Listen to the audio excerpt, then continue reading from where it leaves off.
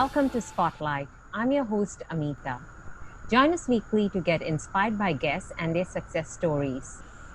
The answer lies within. In other words, the answers to all our physical and mental ailments comes with natural means. Our guest today had this epiphany and is now helping others towards healthy living. It's my pleasure to welcome to our show the founder and CEO of Bloom Organic Bazaar, Mr. Sunil Kalra. Welcome, Mr. Kalra. Thank you. Thank you, Amitha, for that beautiful introduction. Well, we are so grateful to have community leaders like you who are showing us the path towards going back to nature and getting a healthy living. First of all, let's find out a little bit more about you as a person, as to where you grew up and what is your educational background. I was born and raised in Calcutta, famously known as City of Joy or City of Mother Teresa. Although I'm a Punjabi, but I grew up in very multicultural surroundings, being in a metropolitan city. Growing up, I was always interested in plants and flowers and fruits. We lived in a small apartment and there were two small balconies. I remember where I would always be growing flowers and even vegetables in pots.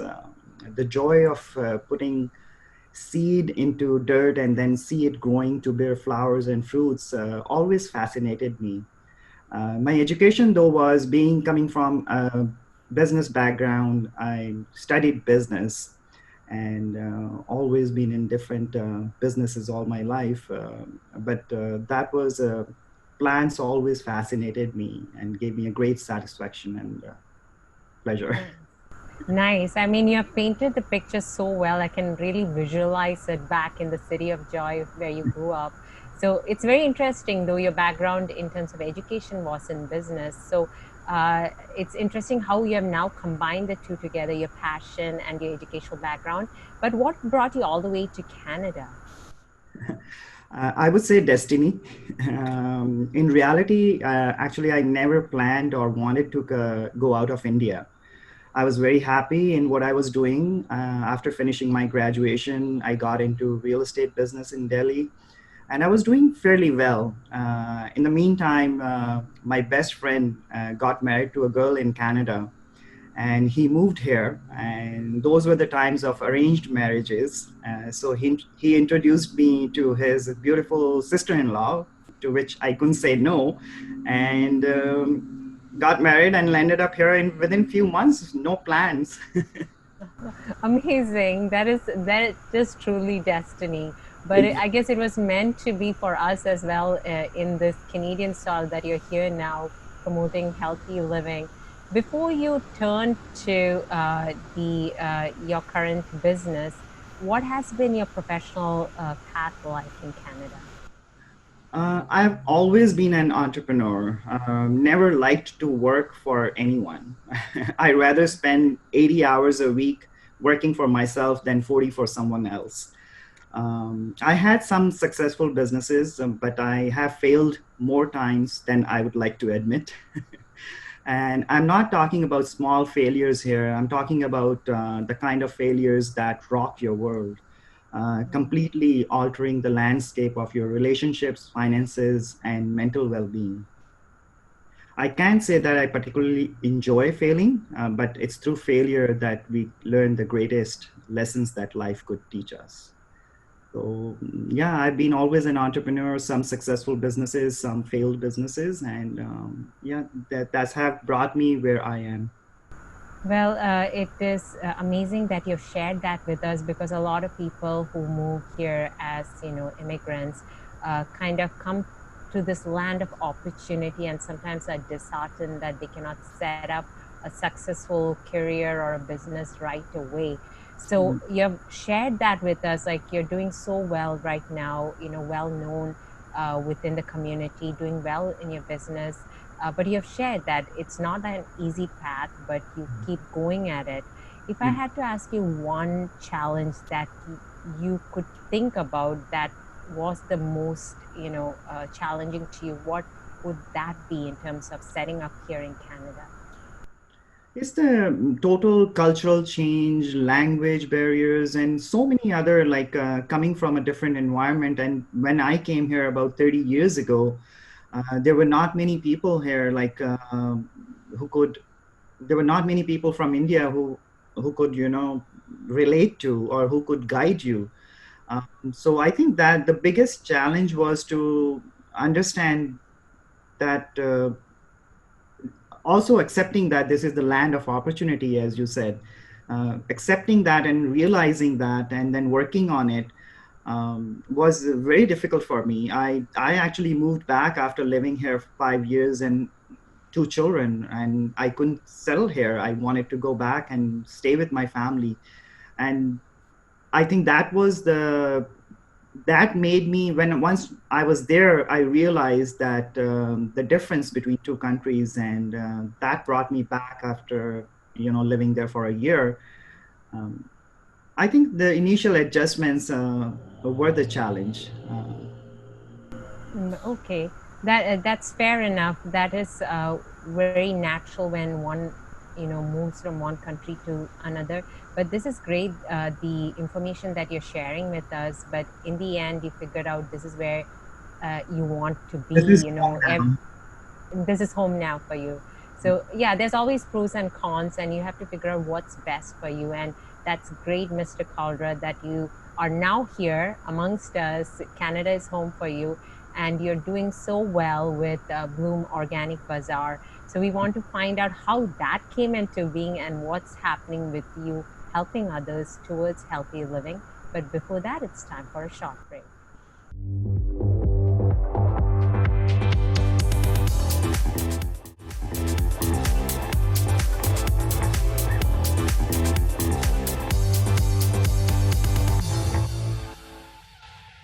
Welcome back to Spotlight.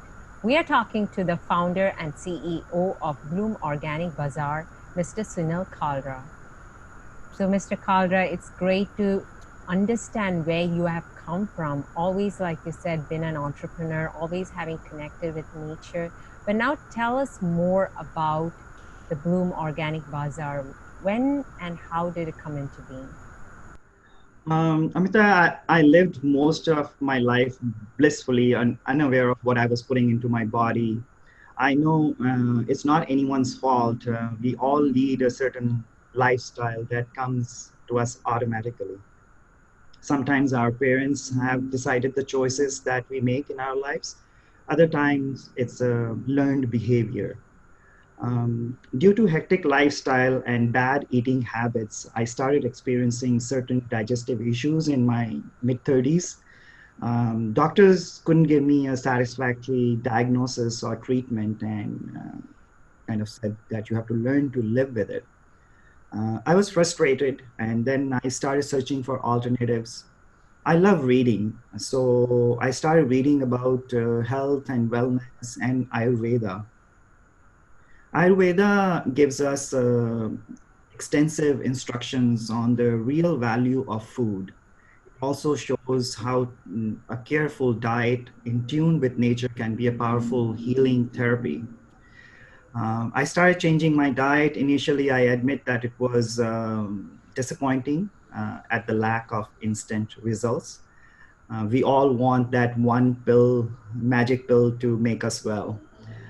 But I was determined to stay on my path. Educating myself on what I ate and drank became a priority for me. Uh, and I sought organic alternatives wherever I could. I found the changes I made to my diet were slowly making me feel better.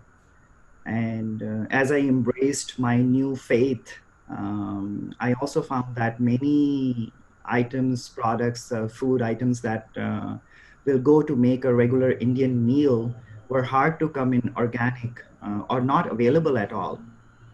And that's where I first spotted an opportunity that there was a need for healthy products in our community.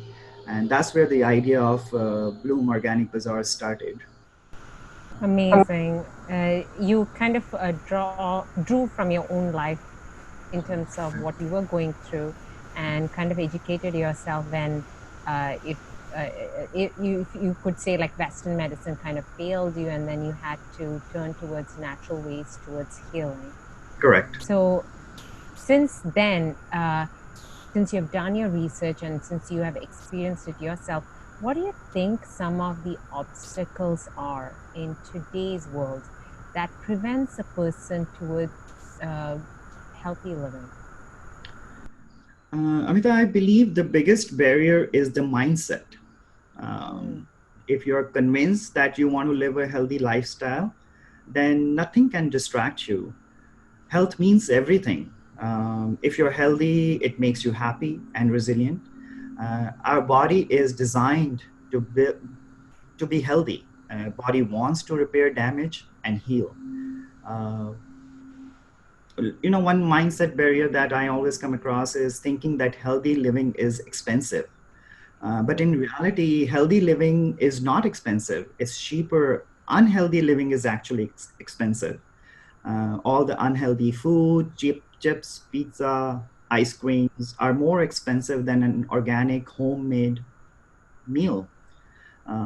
We are not even talking about the expense of unhealthy food habits leading to sickness and disease, which can be such a huge expense to manage and toll it takes on mentally for the whole family.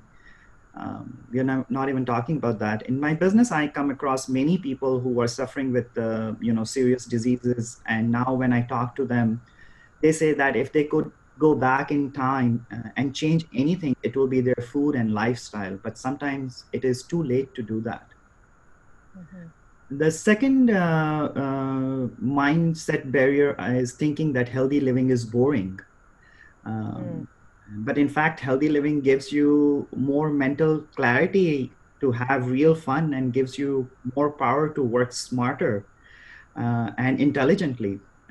One can live the life more completely and in a meaningful manner if you're healthy. So Well I think said. it's a mindset that needs to be changed. So it really has to start from within, the change, and if each individual makes that change, then it'll be a revolution. Like everybody would go towards healthy living, and it's kind of mob mentality when people think about, like you said, healthy living can be expensive. But I guess in this day of instant gratification, it's all about uh, focusing on the present, but when you look at it in the long term, if you invest in yourself and invest in the right kind of products or food, it will make you have a better quality of life, help you live longer. So that's probably what needs to happen in terms of spreading awareness. It's about the long-term benefits, and uh, it's like you're putting it to be prevention rather than getting to an ailment and it's already too late. So I love the way you're thinking. So you have given us what some of the blocks that you think are the topmost in today's world. What is your kind of systematic approach then towards healthy living in terms of day-to-day living? I think, Amita, taking small steps and persistent is the key.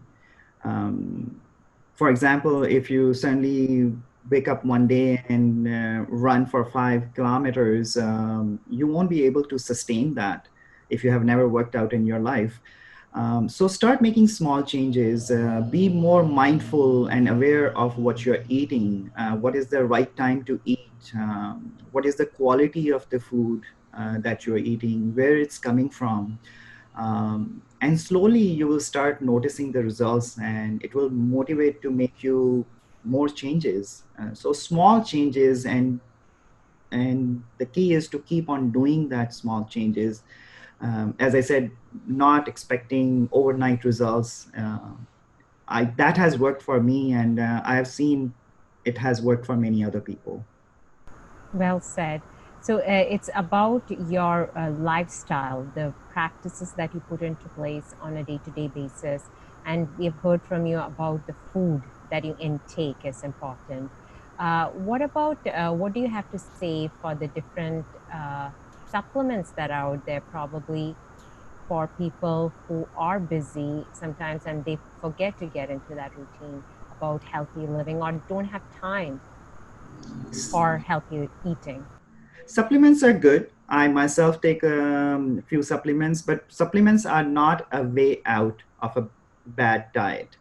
The basic is to eat healthy and clean food. And obviously, we know the importance of exercise. Supplements can be for some time. I always say use supplements as needed. If you are deficient in something, take that supplement, but replace it with some food. Say, for example, if you're deficient in vitamin D, take that for some time, but also try to take it naturally from the food. That will be more sustainable, and it will be more beneficial, more absorbed by your body. The nutrition from the food will be more absorbed by your body than from the supplements. So supplements, use them as needed, but don't totally depend on them. Well said. Well, supplements are then just supplements. So Correct. you need to first make the primary health Yes. benefit from your lifestyle, from the natural food sources, and then you can add it on. That's what supplements Absolutely. are for. Yeah. It's So an this is add-on. all so much great insight we are getting today in terms of why we have to be mindful of what's going within our body. And like you said, from your life experience, it did change your world around. Absolutely. And so this is great. And through your business, which is the Bloom Organic Bazaar, people are benefiting not just from what you're providing to them as a business, but also benefiting with all the insight you're giving to them as the founder of the company. So we have to find out more, but before that, it's time for a short break.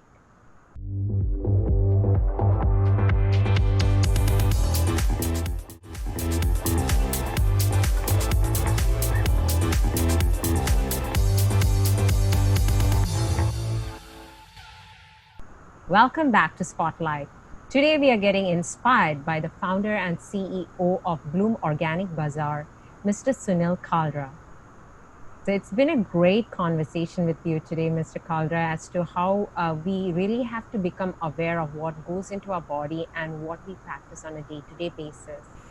Now I'm going to come back to you. So to be balanced, we have to balance every aspect of our life. You are a well-known community leader who is helping others, with Bloom Organic Bazaar and everything you're putting out there in terms of your knowledge. So you're quite busy yourself. So I have to ask you, how do you balance your professional and personal life? To be honest, Amita, I don't. I don't have balance because I love my work so much that I never feel that I'm working. I love talking to my customers, listening to their stories, how they have changed their life by following simple change of habits. um, I always am talking to people. I love doing that. It never feels me that feels like working, and so there is absolutely no balance. I still have to learn how to make that balance, but I never also, because I love my work so much. So I never feel like I'm working. It's like it has happened to me. Like sometimes the customer service number has been forwarded to me, and in the middle of night somebody calls, and I'll answer the call. Okay, Wow. good evening, Bloom Organic. And then I will realize that, okay, it just has become a second nature to me. I get a lot of support from my wife, my children, my family. They all support me in what I do. And so I never had to worry about making the balance. Amazing. So you have support from people around you. That's great to know, because sometimes when you're an entrepreneur, it can be lonely up at the top if you don't have that support. So it's great to know that there is the family support. And it's great to hear that you are doing what you love. So it's not really work for you. So that in itself, it's kind of like a balance, because you are in the midst of what you love to do. And it's Absolutely. great also, your field involves all about the natural, so drawing from resources from within and kind of complementing it with what comes from the outside. So this is great to hear that you are well balanced on its own just because of what you're pursuing. So I have to ask, that boy who was growing up in Kolkata, who had his own garden, if you had to talk to that boy today, what would you say? Are you where you want to be?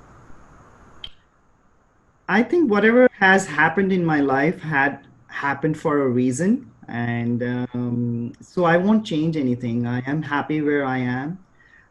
It's not been all rosy and good things, but I think those were needed to bring me where I am today. So, yeah, I am happy. Amazing. Now, I'm digressing for a bit on this next question. This is about, supporters of organic, healthy living versus supporters of, the pharmacologic or the synthesized or the artificial products out there. Do you think there's a place for the two to come together? I know you are a big supporter of the organic living, but are there some instances where they can both work together, or in other words, maybe Western medicine and Ayurvedic medicine to work together? I think that's what the future is. The wisdom of ancient practices combined with modern research is the future of medicine, and I think that's where we are going, and that works wonders if they both are combined. So yeah, there is absolutely they both can coexist, and That'll be an amazing future if that can both come together. And you never know, in with this all the lockdown and all the research that's going on with this current pandemic, yeah, probably we'll all come together and we'll have better followers towards organic living. And absolutely. and thank you so much for being a community leader who also supports that and leads by example. It's been an absolute pleasure talking to you today, Mr. Kalra. And we are quite inspired and quite encouraged to push ourselves towards healthy living and not, get caught up in the myth that it is expensive, in the myth that it is boring, in the myth that it's not possible. So thank you so much for inspiring us today. I have a request for you. Can you give our viewers today one or two tips that they can already start practicing towards healthy living? My advice, Amita, would be to take charge of your life and make the changes that lead you to live healthy and fuller life. There are some people who will never change, and God bless them. It's their body, their choice. But I think most people are just confused. They want to live long, healthy lives, want to make better care of themselves and their families, but are bombarded by billion-dollar industries bent on sowing confusion in hope. People will just throw up their hands and eat whatever's put in front of them.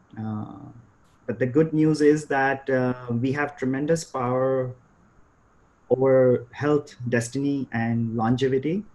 The vast majority of premature death and disability is preventable with a healthy enough diet and lifestyle. The science is in, but it's being drowned out by commercial interests who may not have our family's best interest at heart. So be aware of that and take charge of your life. It's the only one place. I say your body is the only one place you have to live. You have nowhere else. You can't live anywhere else. Very well said. So make our body our temple. Well, Absolutely. thank you so much, Mr. Kalra. We wish you all the success and we will continue to take your advice. Thank you so much. Thank you for giving me this opportunity to talk to people. Thank, thank you. So that was Mr. Sunil Kalra, the founder and CEO of Bloom Organic Bazaar. Thank you for inspiring us today. Well, that's a wrap for this week's show. Continue to follow us on Facebook and Twitter, and write to us at spotlight@ethnicchannels.com. Until next week, this is Amitha signing off, encouraging you to change your mindset and adopt healthy living.